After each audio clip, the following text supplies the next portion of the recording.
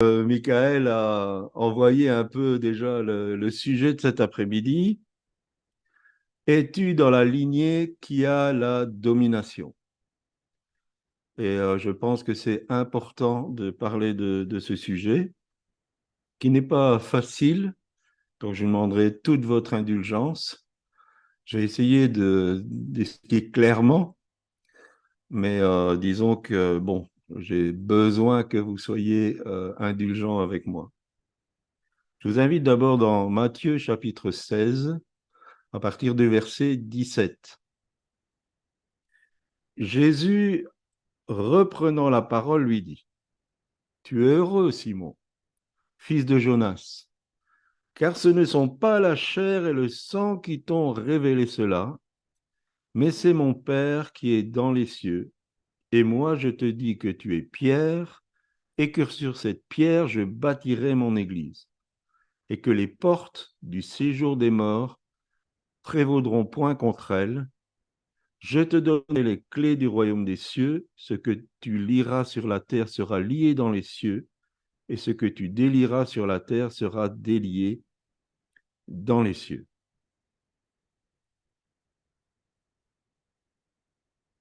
Nous avons besoin de retrouver ce que Jésus a voulu expliquer ici dans ce passage. Nous avons besoin que l'Église retrouve cette force où les portes du séjour des morts ne peuvent pas prévaloir contre elle. Parce que malheureusement, souvent, l'image de l'Église actuelle, c'est une Église qui est faible et qui souvent est dans la défaite. Les promesses de Jésus sont des promesses qui sont la vérité. C'est la vérité de la parole. Maintenant, il y a certains éléments que d'abord nous devons examiner. Vous savez que dès le début de la création, dès la Genèse, on voit que Dieu a donné la domination de la terre à Adam et Ève. Il leur a dit, multipliez, croissez, dominez la terre, dominez sur les animaux. Et donc Adam avait la domination sur la création de Dieu. Bien sûr, nous savons qu'il a perdu cette domination au moment où il a cédé à la tentation. Le diable, sous la forme du serpent ancien, est venu pour les tenter. Ils sont tombés dans le panneau, on va dire, et ils ont perdu la domination. Et aujourd'hui, Jean dira dans une de ses épîtres que le monde entier est sous la puissance du malin. Le monde entier est sous la domination de l'esprit mauvais. Ça, c'est la constatation qu'on doit faire de l'état de ce monde. Mais dans ce monde, Dieu a établi son Église. Et son Église devrait avoir la domination sur la domination du diable.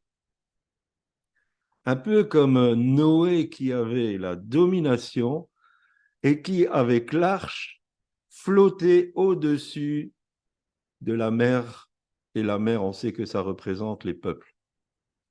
L'Église devrait flotter au-dessus des peuples et exercer la domination du royaume de Dieu.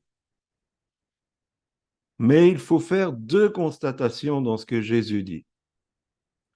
La première, c'est que c'est une promesse pour l'Église. Je répète, la première constatation, c'est une promesse pour l'Église. Parce que l'Église représente le royaume de Dieu sur terre. L'Église et l'Église universelle et le royaume ne sont pas locales. Et ce n'est pas pour un individu. Tout ce que souvent on enseigne, vous savez, le genre de verset, tu seras la tête et non la queue. Vous pouvez marcher sur les scorpions, les serpents. Toutes ces choses, ce n'est pas pour l'individu. Dans la pensée de Dieu, il n'y a jamais question de l'individu. Bien sûr, l'individu peut vivre certaines victoires, mais cette domination-là, elle est pour l'Église et pas pour un individu. Ce qui sous-entend que les membres du corps de Christ se réunissent les uns aux autres pour obtenir l'exaucement de cette promesse. Jésus a aussi dit, un royaume divisé contre lui-même ne peut pas subsister. Et la division dans l'Église, c'est sa plus grande faiblesse. Ça existait déjà à Corinthe. L'Église était divisée et c'était une Église faible. C'est la première constatation qu'il faut faire. Et la deuxième constatation, c'est que cette promesse est basée sur une révélation prophétique. Cette révélation est basée, cette promesse, pardon, est basée sur une révélation prophétique. Alors, on va faire un survol de l'Ancien Testament pour expliquer un peu c'est quoi cette lignée qui a la domination. Il faut comprendre que la lignée de Christ, elle est double.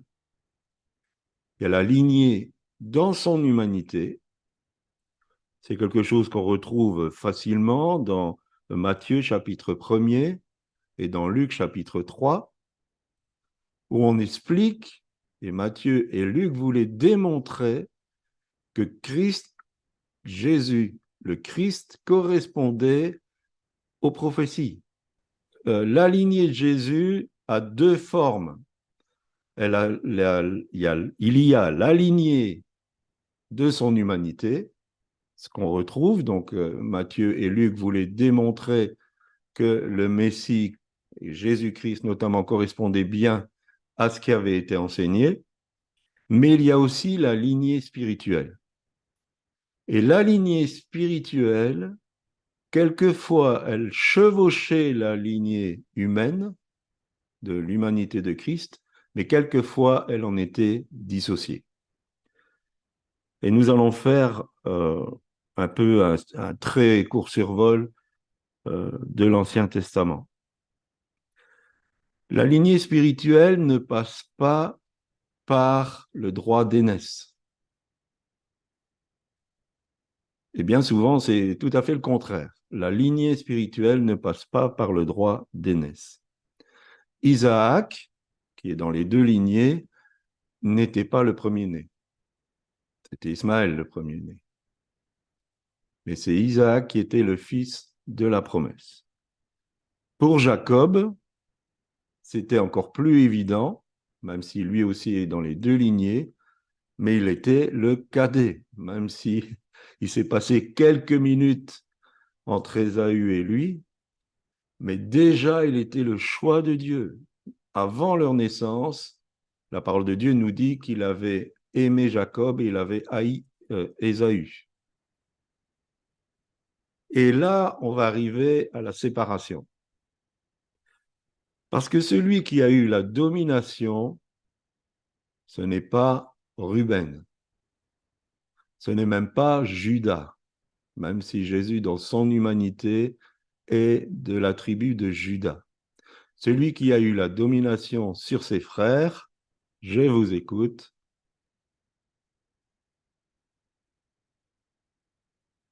Qui a eu la domination sur ses frères? Quel fils de Jacob a eu la domination sur ses frères? On en a parlé la semaine passée. Joseph. Voilà, Joseph. Vous vous rappelez son rêve? Oui, c'est Joseph. Écoutez ce que Jacob prophétise. Genèse 39, à partir du verset 22. Joseph est le rejeton d'un arbre fertile le rejeton d'un arbre fertile près d'une source, les branches s'élèvent au-dessus de la muraille, ils l'ont provoqué, ils ont lancé des traits, les archers l'ont poursuivi de leur haine, mais son arc est demeuré ferme, et ses mains ont été fortifiées par les mains du puissant de Jacob. Il est devenu le berger, le rocher d'Israël. Le rocher d'Israël, c'est qui? Le Christ. C'est Jésus-Christ. Donc la lignée de la domination, elle est passée par Joseph qui engendrait le rocher d'Israël d'une manière spirituelle. Est-ce que vous saisissez ce que j'essaye d'expliquer?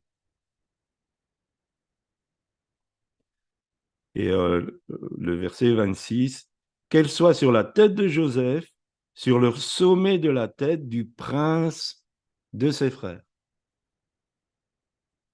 Donc la lignée de l'humanité de Christ et la lignée spirituelle se sont séparées à Joseph.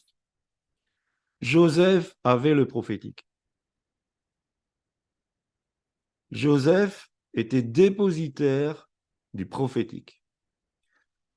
Abraham a reçu du prophétique. Dieu lui a expliqué que ses descendants allaient être pendant 400 ans sous la domination de l'Égypte.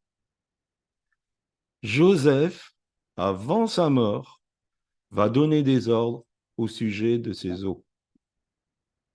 Et il va dire, un jour, l'Éternel va vous visiter et vous prendrez mes eaux pour les mettre dans le pays qu'il va vous donner. Il savait la sortie d'Égypte. Il savait qu'Israël aurait son propre pays. Joseph avait reçu le dépôt du prophétique. La lignée spirituelle et le prophétique ne font qu'un. Ce qui n'est pas le cas de la lignée de son humanité. Et donc, qu'est-ce qui est arrivé à cette lignée spirituelle? Eh bien, elle s'est arrêtée à Éphraïm. Éphraïm était le cadet. Jacob va prier la bénédiction principale pour Éphraïm. Et pourquoi elle s'est arrêtée? Parce que la lignée spirituelle a été polluée par la femme de Joseph. La femme de Joseph s'appelait Asnath et c'était la fille du prêtre du dieu On. La lignée spirituelle a été mélangée avec d'autres divinités. Et donc la lignée spirituelle s'est arrêtée à Éphraïm. Je vous laisse quand même deux textes. D'abord, le premier se trouve dans Jérémie 31, le verset 9. Ils viennent en pleurant, et je les conduis au milieu de leurs supplications. Je les mène vers les torrents d'eau, par un chemin uni où ils ne chancellent pas, car je suis un père pour Israël, et Éphraïm est mon premier-né. Et un autre, dans Jérémie 31, chapitre 31, verset 20. Éphraïm est-il donc pour moi un fils chéri, un enfant qui fait mes délices? Car plus je parle de lui, plus encore son souvenir est en moi. Aussi mes entrailles sont émues en sa faveur, j'aurai pitié de lui, dit l'Éternel. Alors bien sûr, beaucoup ont associé, quand Dieu appelle Éphraïm, que c'était tous les tribus du nord, donc les 10 tribus qui s'étaient séparées de Juda. Mais il y a un sens spirituel beaucoup plus profond. C'est que la lignée spirituelle devait continuer par Éphraïm, mais elle s'est perdue. En fait, elle est rentrée en souterrain. Et elle va réapparaître avec Moïse. Mais je voudrais aussi attirer votre attention la Bible, elle donne des détails, il faut tout faire attention. On dit qu'il y a un autre pharaon qui n'avait pas connu Joseph.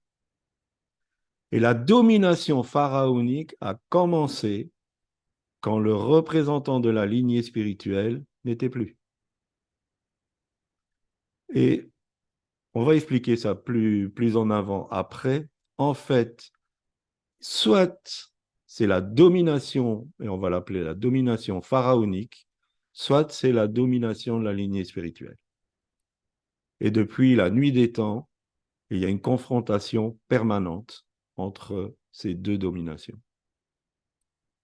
Mais Moïse va revenir, envoyé par l'Éternel, et il va libérer le peuple d'Israël.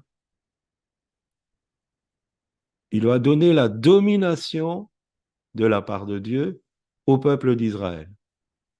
Moïse était le dernier de la famille. Ensuite, Josué va conduire ce peuple dans le pays promis. Et sous son leadership, ils vont en prendre une partie. Une fois que Josué a disparu, la lignée s'est arrêtée, même s'il y a eu des juges qui localement ont manifesté cette domination. Et ça se perd, et là on retrouve la lignée spirituelle qui rejoint la lignée de l'humanité, c'est David. David était le dernier de la famille. C'est intéressant de voir le choix de Dieu. Et après David, Salomon, qui n'était pas le premier-né de David. Et le royaume n'a jamais connu autant de gloire, de prospérité et de paix que sous Salomon. Qu'est-ce qui s'est produit? Je pose la question. Rappelez-vous de Joseph. Pourquoi la lignée s'est perdue? Qu'est-ce qui s'est passé avec Salomon?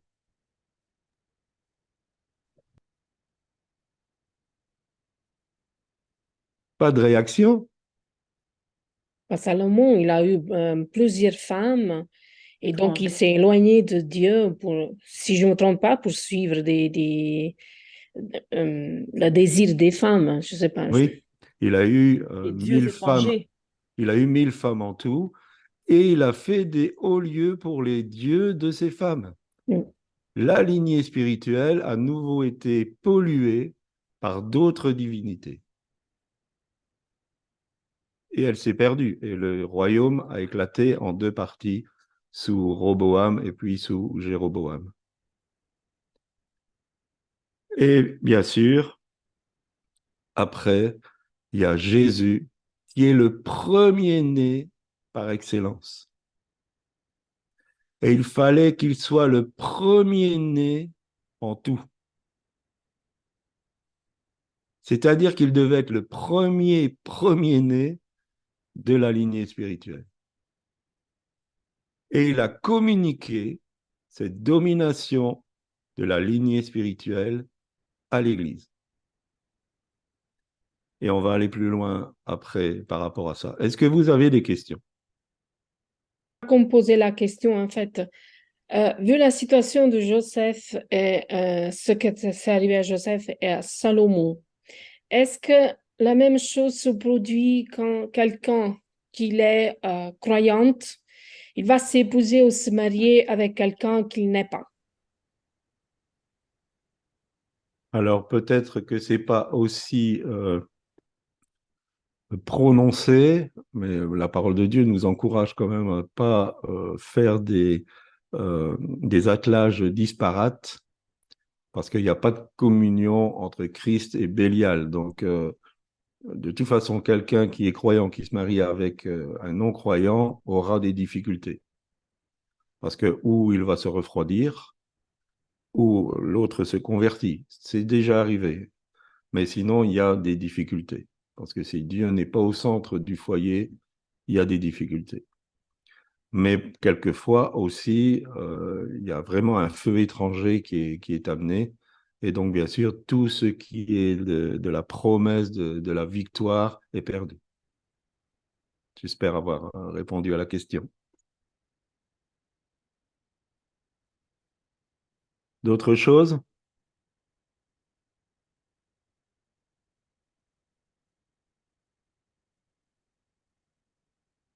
Très bien, nous allons un peu plus en avant. Alors, je vous parlais de cette guerre spirituelle qui dure depuis la nuit des temps. C'est cette confrontation entre le monde des ténèbres qui veut la domination et cette lignée spirituelle qui veut aussi exercer la domination du royaume de Dieu, et notamment le prophétique. Alors, il y a cette guerre pour tuer le prophétique. Et pour les différencier, on va appeler l'esprit spirituel mauvais qui veut tuer le prophétique l'esprit de Jézabel. Et l'esprit prophétique, on va l'appeler l'esprit d'Élie. Alors, le but de l'esprit de Jézabel, comme je le disais, c'est de tuer les prophètes et le prophétique.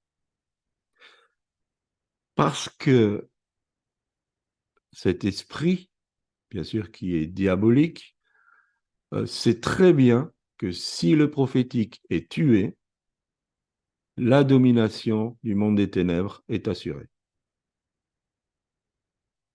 La garantie que la lignée spirituelle prend le contrôle, c'est par le prophétique. Et cette lutte, on la retrouve dans toute la parole de Dieu. Ça a commencé avec Abel. Alors j'ai taquiné un peu les frères cette semaine en disant qui est le premier prophète. Alors bien sûr, on a dit un peu tout, mais beaucoup parlaient d'Abraham. Alors effectivement, dans la Bible, la première mention d'un prophète, c'est Abraham. Mais Jésus, dans Luc au chapitre 11, versets 50 et 51, parle du peuple juif qui a tué les prophètes depuis le sang d'Abel jusqu'à Zacharie. Donc Abel est le premier prophète. Et pour quel était son prophétique? C'était la deuxième question. Eh bien, Abel a saisi que le sacrifice devait être un sacrifice sanglant des premiers-nés. Et il a choisi les premiers-nés de son troupeau pour faire le sacrifice. De cette manière, il annonçait prophétiquement le sacrifice du premier-né de Dieu. Sacrifice qui a été demandé à Abraham d'ailleurs. Sacrifie-moi ton unique. Donc Abel a été tué par Caïn. L'esprit de Jézabel peut se manifester par un homme ou par une femme. Mais généralement, c'est plus par une femme. Mais il peut se manifester par les deux. Alors pourquoi on le retrouve un peu partout dans la parole? Eh bien, bien sûr, comme je viens de le dire, il y a Caïn, il y a la femme de Potiphar, il y a Dalila, il y a Jézabel elle-même, il y a Hérode le Grand, il y a Hérodias et sa fille, jusque dans l'Apocalypse, chapitre 2, verset 20, où on parle, ce que j'ai contre toi, c'est que tu laisses la femme Jézabel. Donc probablement qu'elle ne s'appelait pas Jézabel, mais il y avait une femme qui était animée de l'esprit de Jézabel. Qu'est-ce que la femme de Potiphar a essayé de faire? C'est de faire tomber Joseph. Qu'est-ce que Dalila a fait? C'est qu'elle a fait tomber, elle a réussi, Samson, dont sa naissance a été annoncée par l'ange de l'Éternel, qui est Christ lui-même, qui est une théophanie de Christ. Jézabel, bien sûr, elle a fait tuer tous les prophètes en Israël, du moins ceux qui n'ont pas pu être cachés. et elle voulait tuer Élie. Hérode le Grand a voulu tuer Jésus dès le début de sa vie.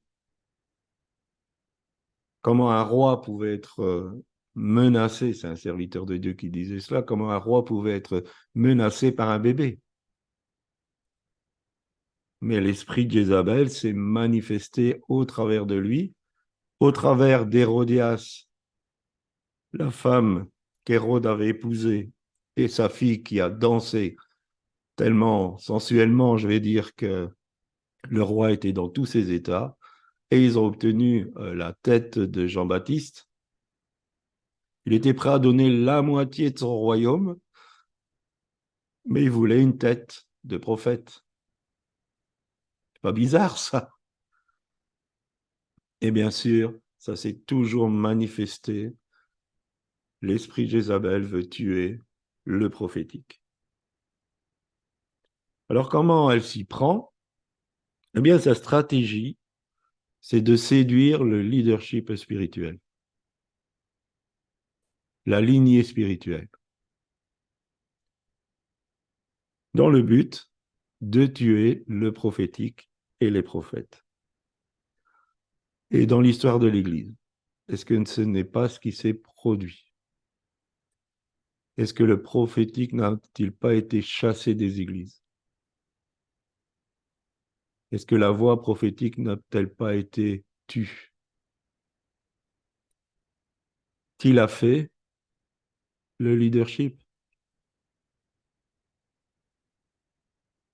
Merci Seigneur, depuis le réveil d'Azusa Street, l'Église a retrouvé pleinement l'exercice du prophétique et des dons de révélation.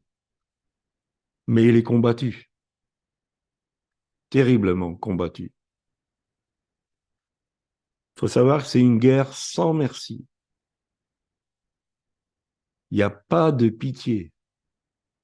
C'est une guerre sans merci qui demande à ceux qui sont dans la lignée spirituelle d'être vigilants et très prudents. Le but du diable et de tous ses acolytes, c'est que si le prophétique est tué, il va avoir la domination même sur l'Église. Et la promesse de Jésus ne va pas s'accomplir.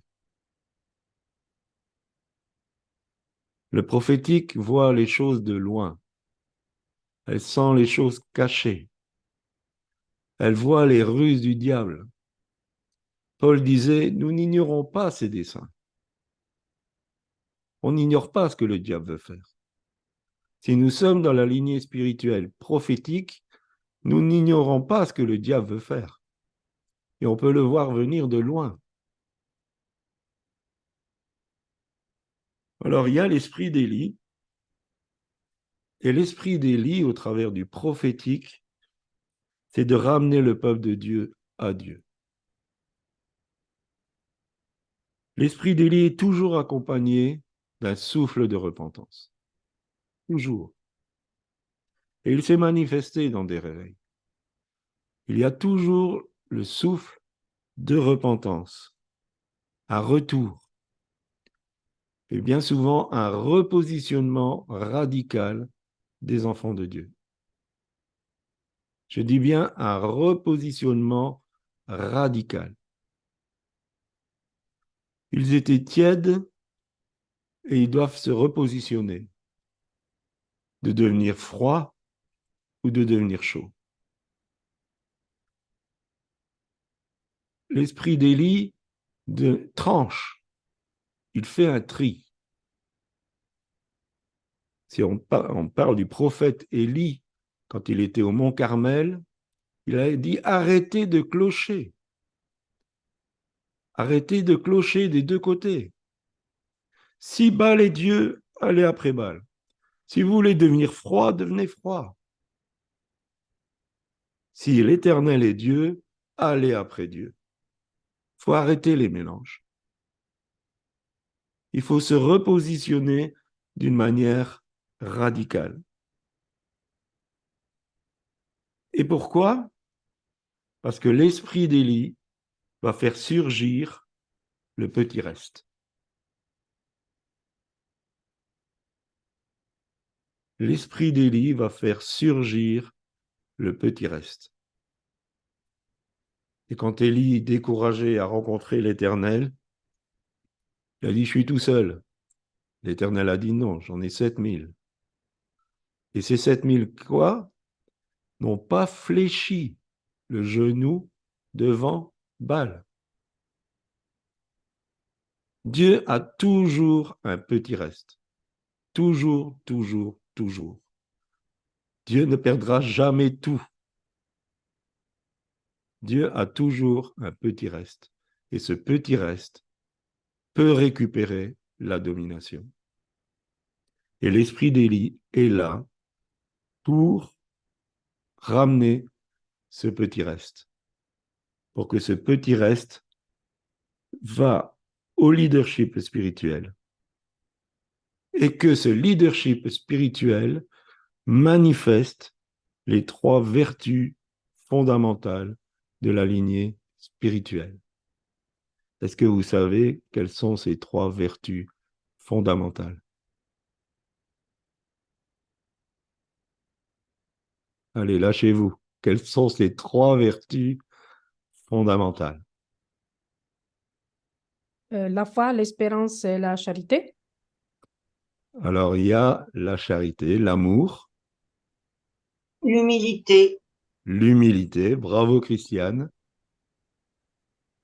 la simplicité. ça fait partie de l'humilité, L'humilité, oui.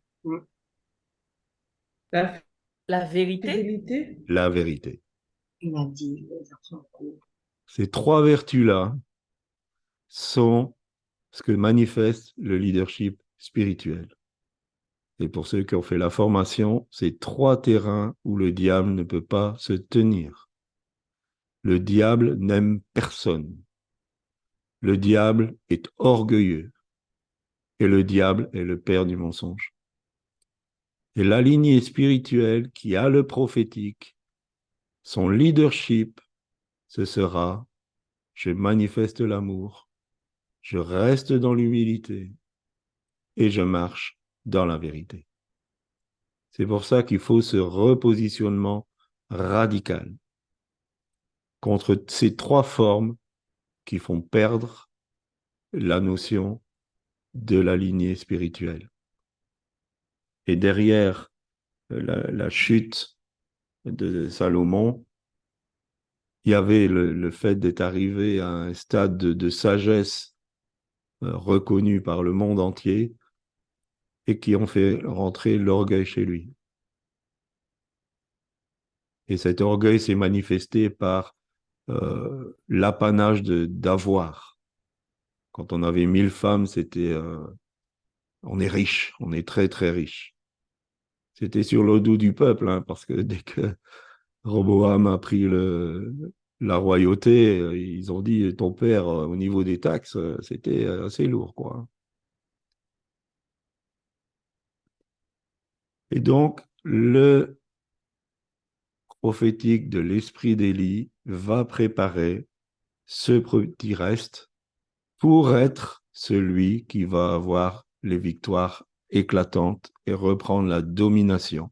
Victoire aussi éclatante que Gédéon avec ses 300 hommes. Est-ce que vous avez des questions? C'est une question un peu particulière parce que je pense à Joseph, à Salomon, tout ce qui, même à Samson. Et je me demande, vu qu'il était des hommes qui connaissaient bien Dieu et la loi, ils ont fait comment pour tomber dans cette situation? Par exemple, Joseph, il s'est marié avec la fille de Pharaon.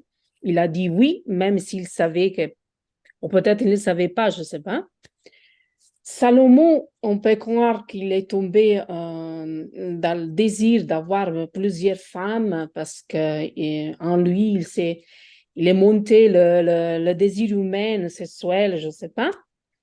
Et il y a plusieurs d'autres, à part Samuel, je pense qu'il n'est jamais tombé, ou je ne sais pas, il n'était jamais écrit que le prophète Samuel, il est tombé en quelque erreur. Je me demande, À part, oui, je comprends que peut-être la partie humaine, il va grandir au-dessus de celle spirituelle, mais je me demande, c'est là, en fait, comment c'est possible qu'ils sont tombés de telle manière. Oui. Alors, pour Joseph, il n'avait pas la loi écrite comme, d'ailleurs, elle n'existait pas encore au niveau de Joseph. Pour Salomon, il n'est pas sûr qu'ils aient la loi bien écrite dans un livre et qu'il y ait une pleine connaissance de la loi. Même s'il y avait eu des écrits, ce n'était pas si évident que les écrits. Donc, en tout cas, il n'avait pas une Bible comme nous pour savoir comment se comporter. Ils étaient aussi dans des époques où, voilà, c'était courant. C'était quelque chose de courant.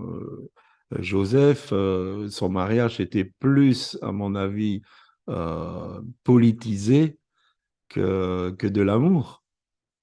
Parce qu'il il rentrait dans, comment je dirais, dans le gratin d'Égypte. Donc, il rentrait dans les hautes sphères de la société égyptienne. Pour Salomon, disons que les rois, c'était leur façon de montrer leur richesse, leur gloire. Justement, on voit par exemple que Vashti n'était pas du tout d'accord avec cette façon de voir parce qu'elle était le trophée du roi. Il voulait la montrer à tout le monde. Au plus elles étaient belles, au plus, voilà, ça faisait partie du trophée. Pour ça que quand Abraham est arrivé en Égypte, tout de suite, Sarai, elle est à la cour de Pharaon parce que ça, c'est pas mal comme, comme trophée dans ma cour. Donc, il y avait des coutumes. Et ils n'avaient certainement pas encore toutes les notions du royaume de Dieu et de la pensée de Dieu. Donc, il ne faut pas trop leur jeter la pierre, mais malgré tout, euh, si c'est dans l'ignorance, il y a quand même des conséquences. Si nous faisons des choses pas correctes, même si on est ignorant, il y a des conséquences. Donc voilà, j'espère avoir répondu à l'interrogation. D'autres choses?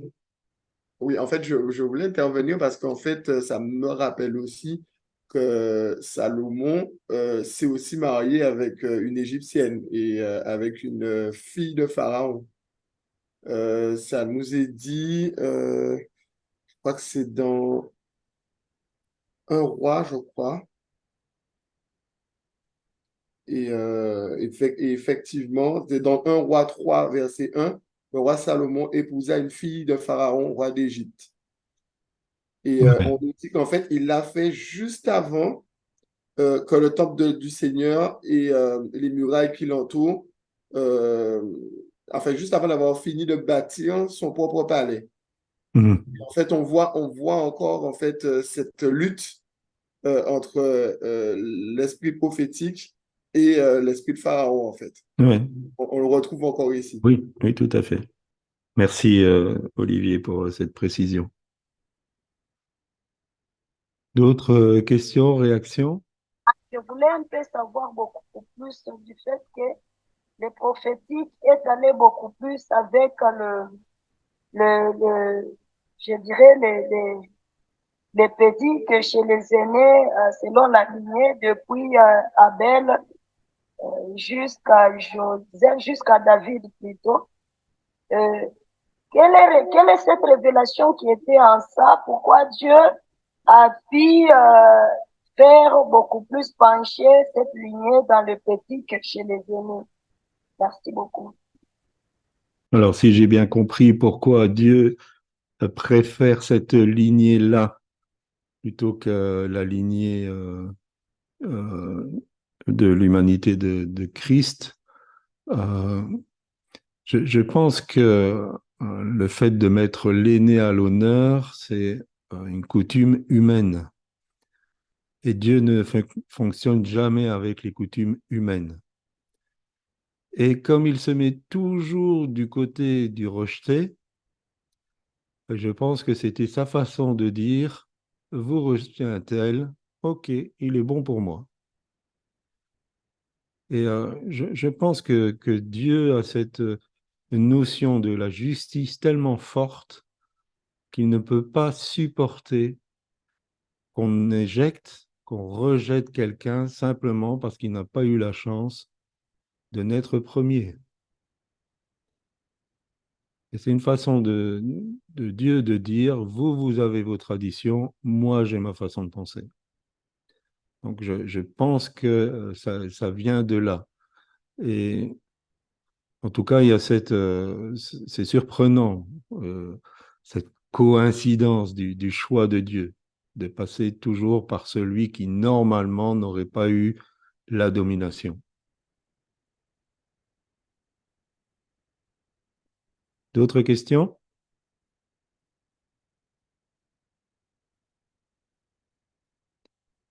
Alors, dernier point, ça va aller assez vite. Éphésiens chapitre 2, verset 20.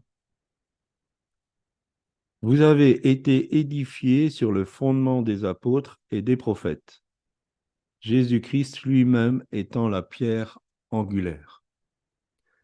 Alors, qu'est-ce que ça a à voir avec ça? C'est que la lignée spirituelle au travers de l'Église a un fondement. Ce fondement, bien sûr, c'est Christ. Paul a dit, j'ai posé le bon fondement, Jésus-Christ lui-même.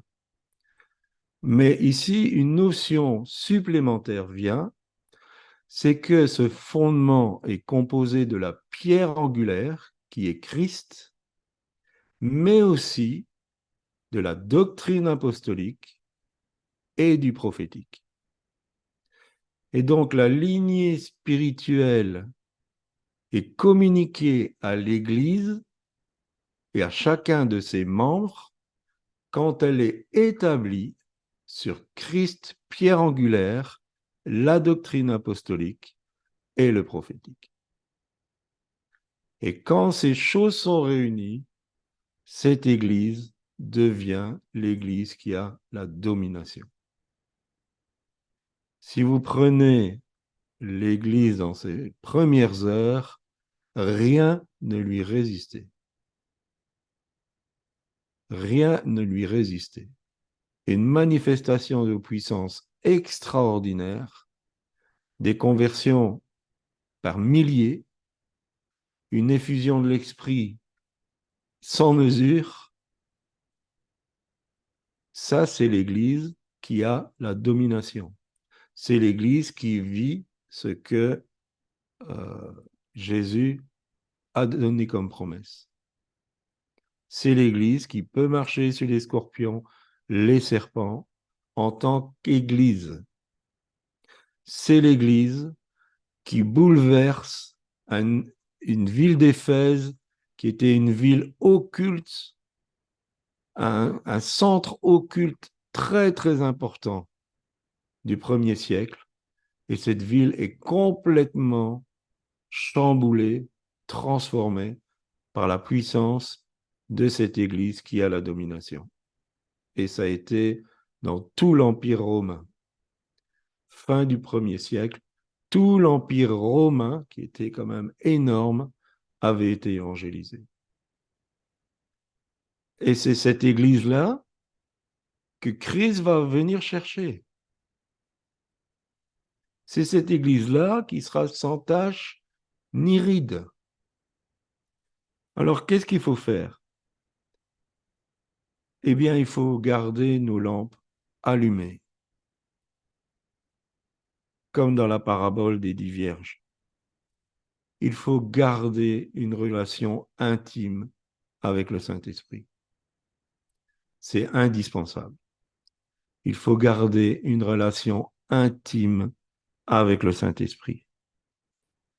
La deuxième des choses, c'est qu'il faut abandonner tout courant prophétique corrompu. Abandonner tout courant prophétique corrompu. Tout courant prophétique qui tire profit par de l'argent, tout courant prophétique qui utilise la numérologie dans son prophétique, toutes ces choses, il faut le trancher. Il faut abandonner tous ces courants. Élargir notre vision à la manifestation du royaume. Élargir notre vision à la manifestation du royaume. Dépasser la notion de l'Église locale. Dépasser la notion de quelque part notre clocher pour rentrer dans la vision de la manifestation du royaume. Parce que c'est l'Église qui manifeste le royaume qui a la domination. Cherchez les autres membres de ce reste. Cherchez là où on est les autres membres de ce reste. Parce qu'il sera important de pouvoir nous souder les uns aux autres, de pouvoir nous soutenir les uns les autres. Recherchez ces membres de ce reste. Axez nos prières dans l'orientation du Notre Père. Que ton nom soit sanctifié, que ton règne vienne, que ta volonté soit faite sur la terre comme au ciel. Il faut changer notre façon de prier. Il faut changer notre façon de demander. Il faut arrêter de faire la liste de commissions. Il faut arrêter de gémir. Il faut prier dans le sens du règne de Dieu. Alors bien sûr, ça doit commencer par mon cœur, mais il faut prier dans le sens du règne de Dieu. Il faut inviter le règne de Dieu. Il faut inviter le respect de Dieu.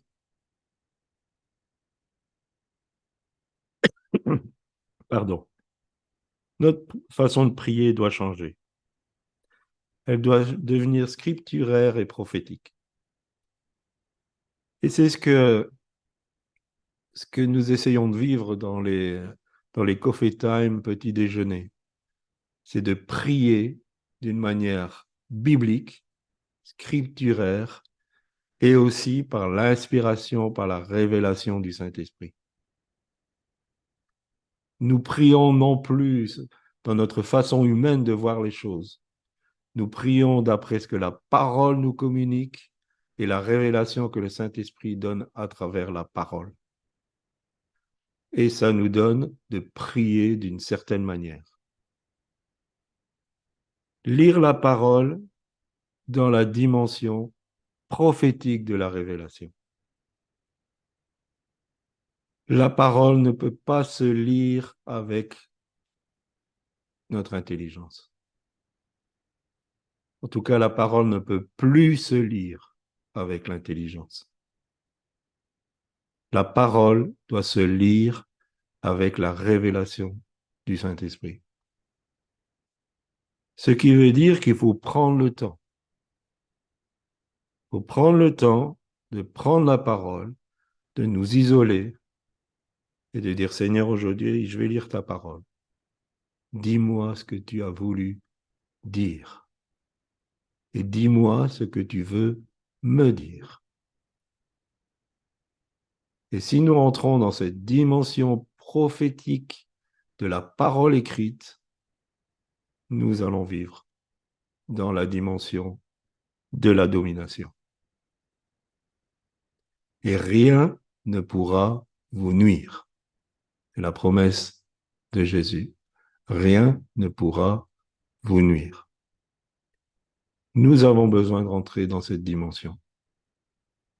Pas essayer de comprendre les choses. Alors, je ne dis pas que l'intelligence, elle sert à rien, mais elle doit être renouvelée. La pensée de Dieu est tout à fait différente que notre façon de penser qui nous a été inculquée depuis des années et des années. Donc, ça demande un travail de renouvellement par le Saint-Esprit. Et nous allons découvrir ces pépites qu'il nous a laissées. Quelquefois, rien que 2 mots vont prendre une toute autre dimension. Et quand nous avons bien saisi la révélation du Saint-Esprit sur ces deux mots, prions-le, proclamons-le. Proclamons dans cette dimension de la domination. Et nous serons vainqueurs. Amen.